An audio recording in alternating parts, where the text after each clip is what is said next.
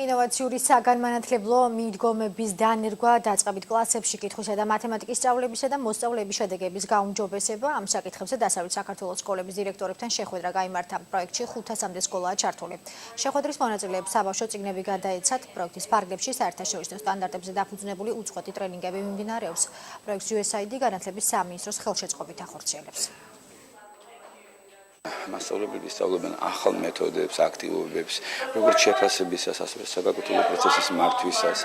შემდეგ გარდა ამისა, ყველაზე კარგი რაც არის ახლა პროექტში, ამ ყველა მიწოდებული მასალის, მიწოდებული ინფორმაციის შემდეგ მონიტორინგი ტარდება, ანუ ვიზიტები ხორციელდება სკოლაში, ესწრებიან მასწავლებლების გაკვეთილებს, აძლევენ მათ რჩევადარიგებას, ახლა დასწრება უპირველეს სკოლის ამ რჩევადარიგების მიზნით ხორციელდება და მონიტორინგი იძლევა ზოგადად ეფექტურ შედეგს.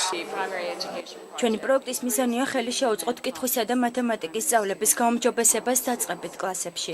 ეს არის ფუნდამენტალური უნარები იმისთვის, რომ მოსწავლე იყოს წარმატებული. ამიტომ ჩვენ მასწავლებლებს ახალ ინოვაციურ მეთოდებს ვთავაზობთ, რათა მათ შეძლონ ამ ორი საგნის უკეთ სწავლება თავიანთ კლასებში. და ვფიქრობ, რომ პროექტი მალე აჩვენებს თუ რაოდენ წარმატებულია ის.